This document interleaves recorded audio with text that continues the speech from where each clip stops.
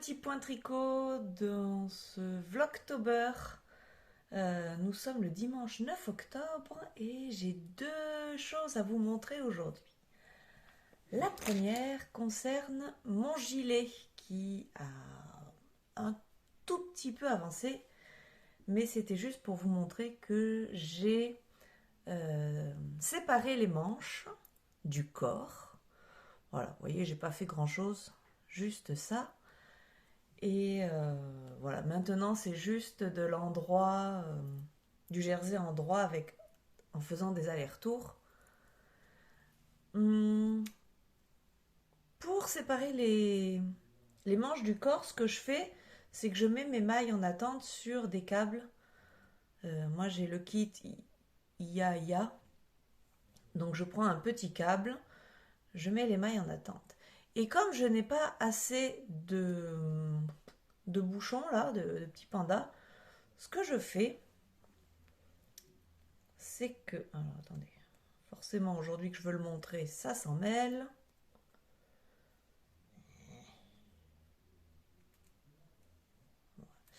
Mais je mets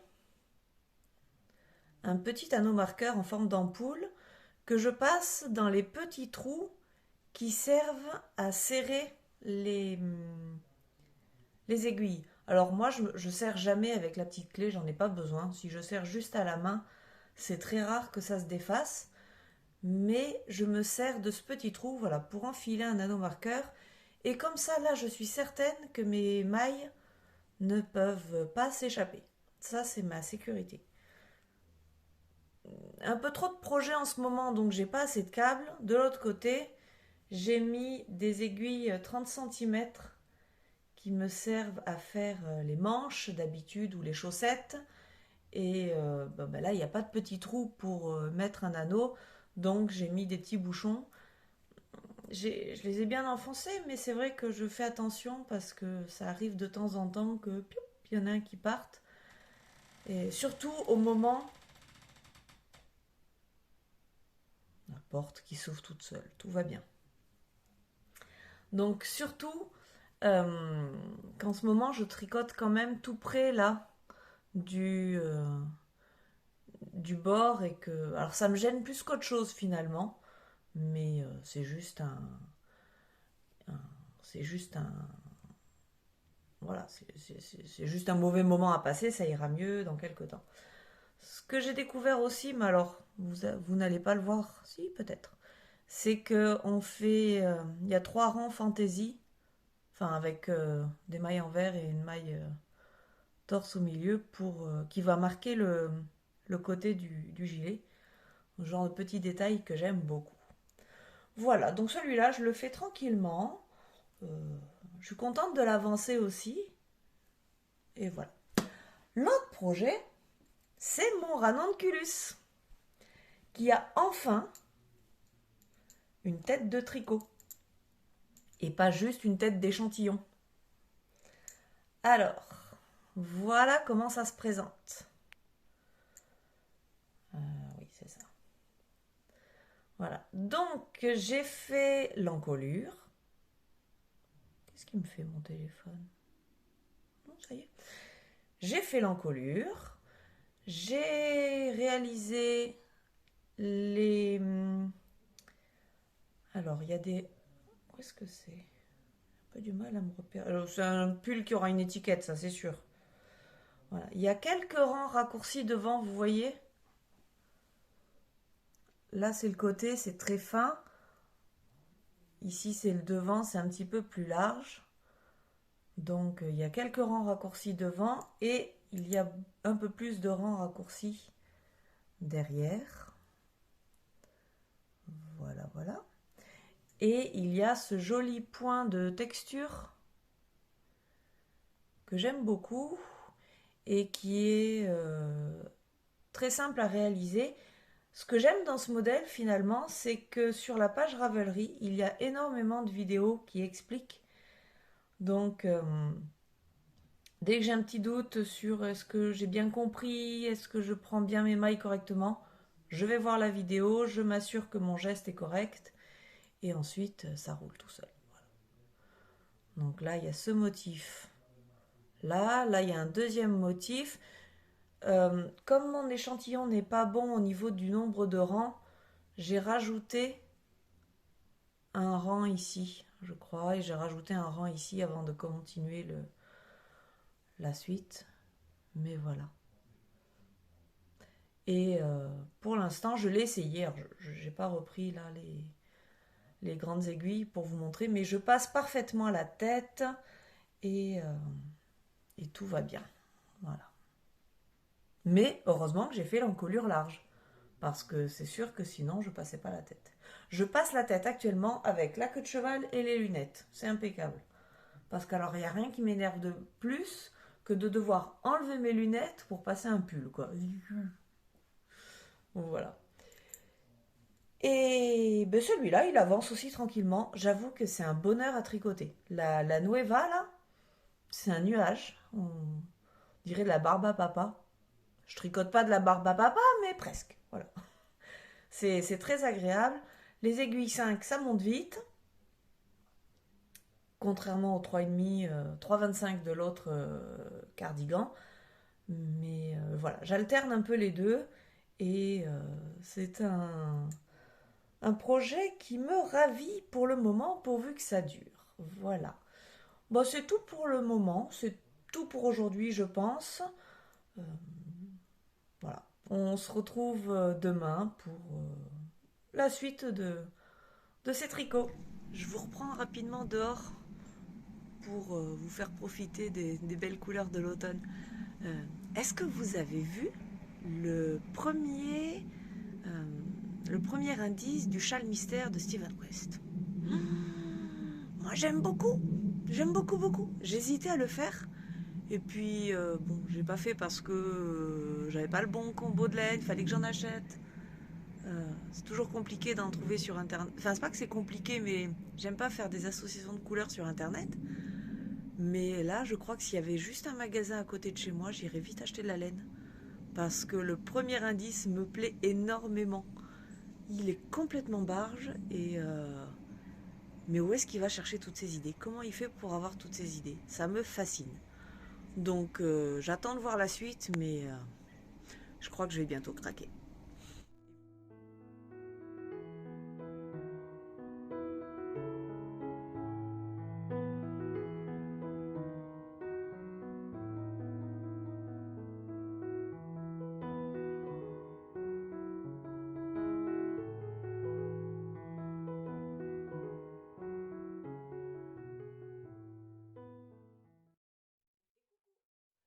Nous sommes le lundi 10 octobre et je ne tricote que du ranunculus. Voilà. Donc, j'en suis là.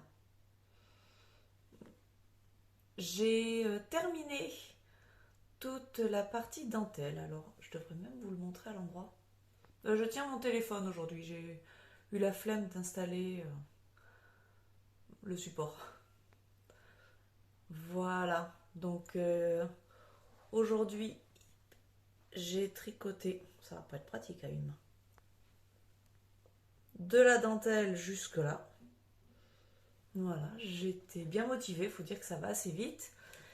Et là, je suis arrivée au moment crucial où il faut déterminer la taille et les anses. Voilà. Donc, j'ai recalculé mon échantillon directement sur mon tricot dans les parties ici de jersey. Je tombe quasiment sur le même échantillon que ce que j'avais trouvé avant. Donc ça c'est bien, 17 mailles pour 10 cm. Moi j'aimerais que mon pull ait à peu près une aisance de 30 cm. Donc, donc ça faisait longtemps. Donc, au lieu de partir sur la taille 4, non, 1, 2, 3. Au lieu de partir sur la taille 3, qui correspond à 130 cm de tour de poitrine, je vais partir sur la taille 8. Ça me paraît énorme. Mais pourtant, c'est ça, puisque la différence d'échantillon me rajoute 30 cm. Donc je pars sur un 157 cm, mais avec un échantillon qui est, alors plus petit ou plus grand, ça dépend dans quel sens vous le comprenez. Bref, pour le nombre de mailles de la taille 8, j'aurai la taille 3. Voilà. J'espère que ça va être bon. J'ai remesuré par rapport aussi au nombre de mailles que je dois avoir sur les manches. Voilà, ça devrait correspondre. Donc j'ai fait le rang de mise en place de mes marqueurs. Voilà, voilà. Et puis maintenant, j'ai plus qu'à faire les augmentations parce qu'en fait, au début, c'est un yoke avec de la dentelle et ensuite, il y a quelques rangs de raglan. Donc le raglan, c'est cette partie-là. En raglan pour avoir la taille définitive avant de séparer le corps des manches. Décidément, je ne fais que ça. Mais voilà. Je vais aller faire ça. Et puis, j'espère que ça va bien se passer. Vous le saurez dans les prochains jours. Allez, bye bye. On se retrouve mardi 11 octobre pour cette nouvelle partie du Vlogtober. Je ne vais pas vous parler de mes tricots aujourd'hui parce qu'ils n'ont pas énormément avancé. Mon ranonculus avance doucement, j'ai commencé ma deuxième chaussette, mon gilet n'a pas bougé, donc on va faire une pause pour aujourd'hui. Mais par contre, je voulais vous parler de tout ça. Alors, je note quand même depuis quelques années ce que je fais sur Instagram, pas du tout sur Ravelry, mais c'est vrai que je n'ai pas toujours été très efficace dans la prise de notes. Par contre, depuis que j'ai commencé à tricoter, c'est-à-dire je sais pas, en 2008, j'ai dû commencer, 2008, 2009. J'ai toujours pris le temps de noter dans des petits carnets les tricots que j'étais en train de réaliser.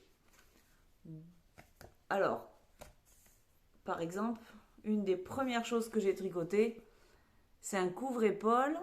Donc je marquais le titre, je marquais juste le patron, la laine, et j'avais mes petits bouts d'échantillons.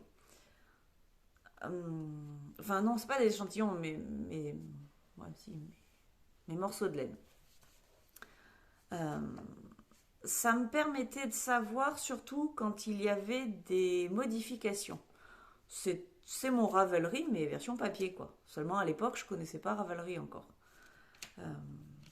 Par exemple, combien de pelotes j'utilisais. Je cherche s'il y avait des modifications. Non. Voilà, combien de pelotes j'utilisais, quel diamètre d'aiguille. J'ai toujours eu des problèmes, moi, entre l'échantillon demandé et ce que je tricotais moi-même. D'ailleurs, au début, je tricotais pas d'échantillon. Le tout premier pull que j'ai réalisé, c'était un pull d'Aurélie la Poule, je crois, qui était à l'époque gratuit. C'était la première fois que je tricotais en rond. J'avais pas fait d'échantillon.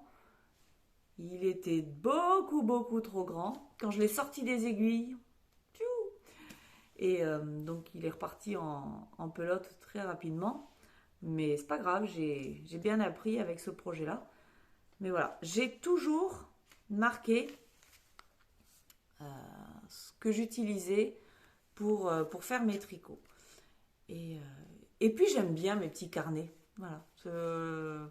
J'aime bien, alors je m'en sers un petit peu moins maintenant, mais c'est vrai qu'au début je m'en servais beaucoup pour me dire, ah oui ça j'ai utilisé telle laine, ah je l'avais tricoté comme ça, ah oui mais ça c'était pas terrible. Là j'avais rajouté des augmentations où voilà, je m'en servais énormément. Donc au début il y a eu un petit format, ensuite il y a eu un plus gros format. Donc là j'ai commencé à mettre des échantillons. Donc forcément ça prend un peu plus de place, mais voilà, chaque fois Je marquais la laine, les quantités. Dans celui-là de carnet, j'ai rajouté à la fin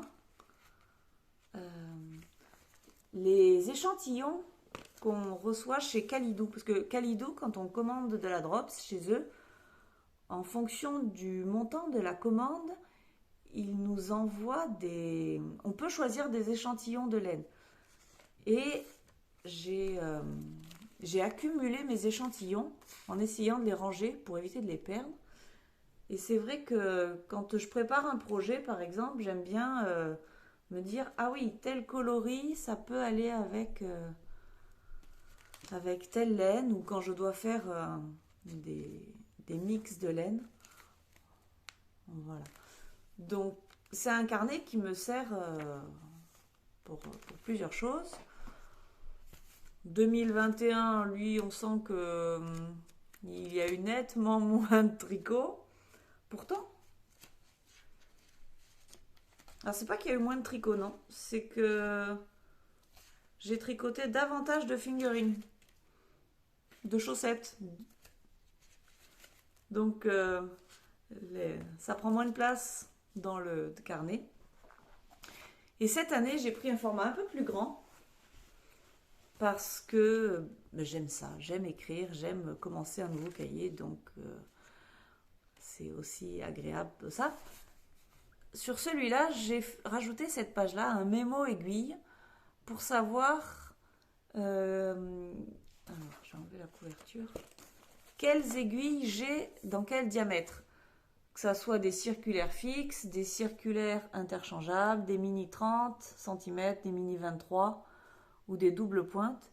Et donc à chaque fois, j'ai coché les diamètres que j'avais. Ça me permet de m'y retrouver. D'ailleurs, je crois qu'il faut que je complète. Ah non, ça y est, je l'ai fait. J'ai racheté quelques aiguilles dernièrement.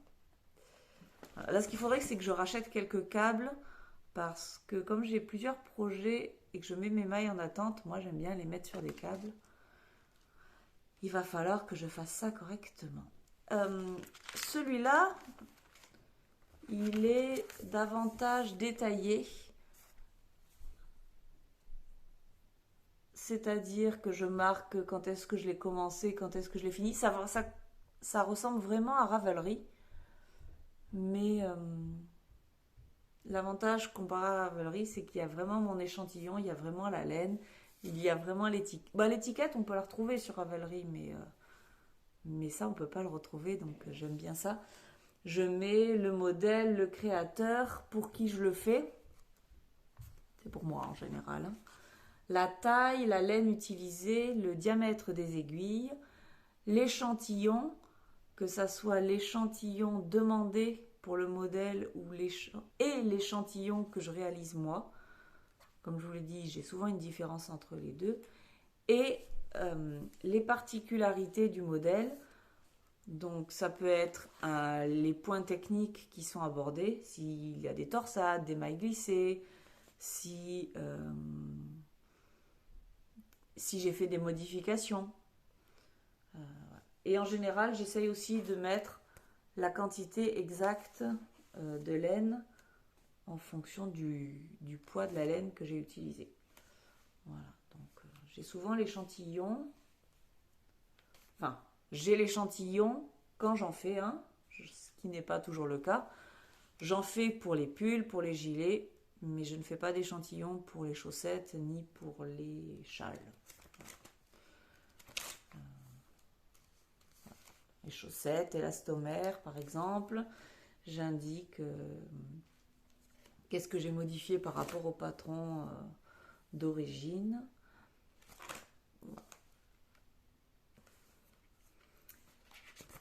Voilà, voilà. Et donc, on trouve mon cardigan Tanagra avec l'échantillon. Parce qu'en fait, ce truc-là, je ne sais jamais quoi en faire. Alors, je le garde toujours. Des fois que à la fin, je manque de laine, ça me fait gagner quelques mètres. On ne sait jamais. Et puis, ça, par exemple, c'est de la Nord. Donc, il y a quand même des chances que je m'en resserve ma manière de tricoter n'a pas beaucoup changé depuis quelques années. Voilà, donc le cardigan Tanagra, le pull Ranunculus. Je vous dis pas, c'est que la page, je l'ai remplie hier soir pour vous la montrer aujourd'hui. J'avais un petit peu de retard. Voilà, par exemple, pour le Ranunculus, je vous marque que l'échantillon préconisé, c'est 4 mailles sur 20 rangs en 6, alors que moi, je suis à 17 mailles sur 28 rangs en 5. Voilà. Et ensuite, ça, je le note au fur et à mesure, en principe. Et une fois que mon projet est terminé, j'essaye de mettre à jour ma page Ravelry. J'aime beaucoup trouver les explications des autres tricoteurs sur Ravelry, savoir ce qu'ils ont fait comme modification, quelle taille ils ont pu choisir, qu'est-ce qui a été facile ou difficile, qu'est-ce qu'ils ont changé. Donc j'essaye de m'y tenir et à mon tour si mes remarques peuvent être utiles à d'autres personnes, je me dis que ça sert aussi à ça et on en est un peu moins tout seul quand il faut qu'on tricote notre en cours. Voilà. Et c'est tout. Donc ça fait partie de mon attirail tricot qui déménage avec moi. Vous aussi, vous aimez les cahiers, vous aimez écrire? Allez, si vous avez des remarques, marquez-les moi en commentaire. Moi, j'aime bien lire aussi ce que vous faites, comment vous gérez tout ça. À moins que vous soyez team je m'en moque, je marque rien, et puis voilà. En sachant qu'aussi, après, sur le modèle, je fais des petites croix. J'ai pas d'anneau pour compter les rangs, mais moi, je fais des petites croix à chaque fois. Je suis vraiment très papier-crayon. C'est une valeur sûre pour m'y retrouver. Allez, c'est tout pour aujourd'hui. Je vais avancer mes tricots. Bye bye!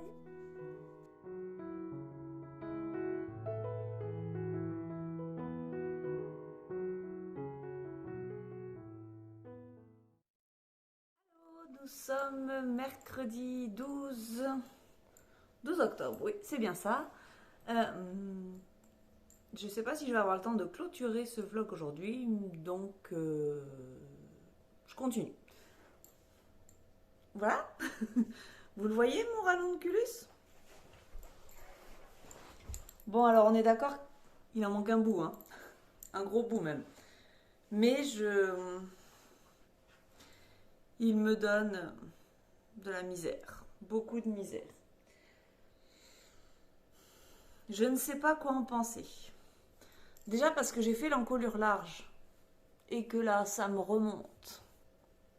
J'ai l'impression que je vais étouffer. Vous voyez, ça fait que remonter. Ça vous fait ça, vous aussi? Alors, on est d'accord qu'il n'y a pas la suite.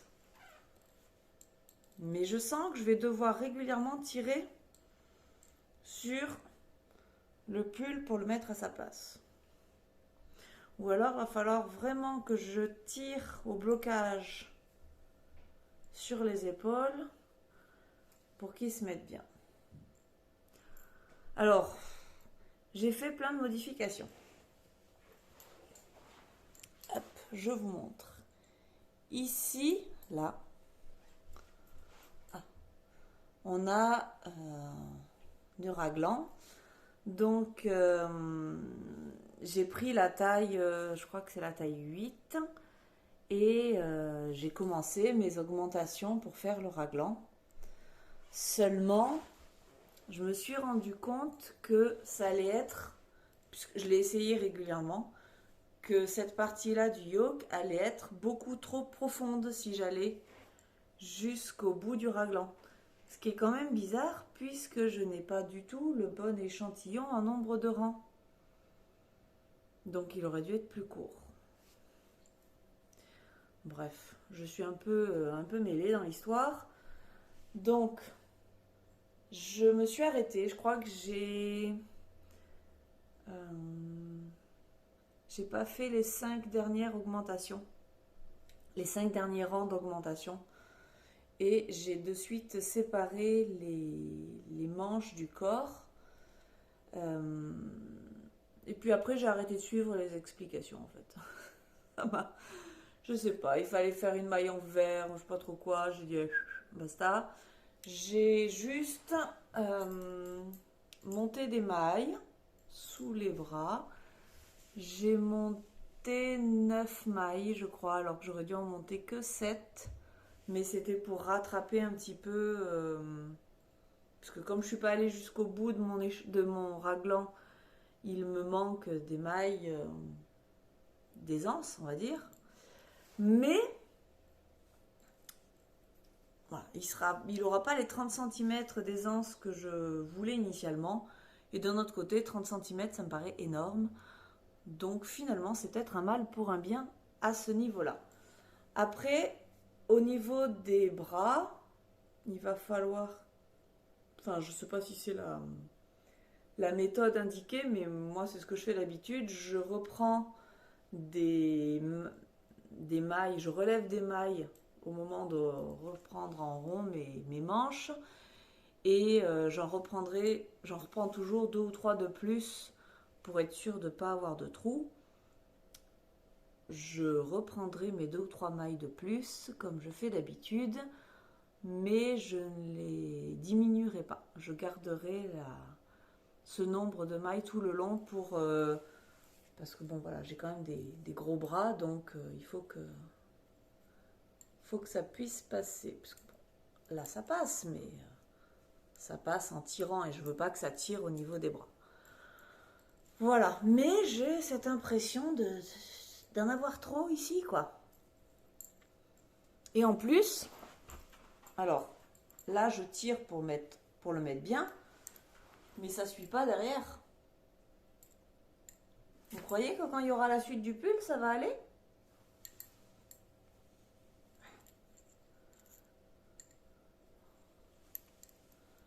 Ouais.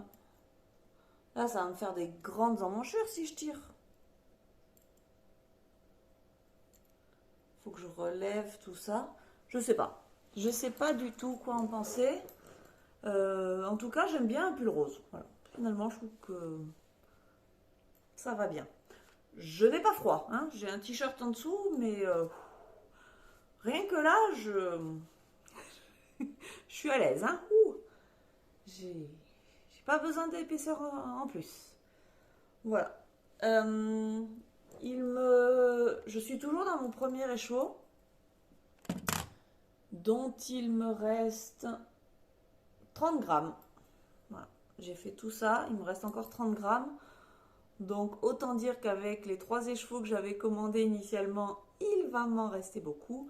Même si je veux des manches longues. Euh, je pense que je vais faire comme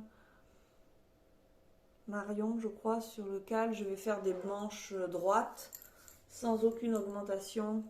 Diminution, sans aucune diminution. Et je diminuerai ici juste avant les côtes. Et puis la longueur, je ne le veux pas crop. Pas question d'avoir un pull trop court. Je ne le mettrai pas, sinon je veux un pull normal. Et comme il n'aura pas une aisance démesurée, je pense que ça va aller. Mais là, ça fait bizarre. Ça remonte. Bon, après, ça me sert pas, ça me gêne pas, ça tire pas, c'est pas...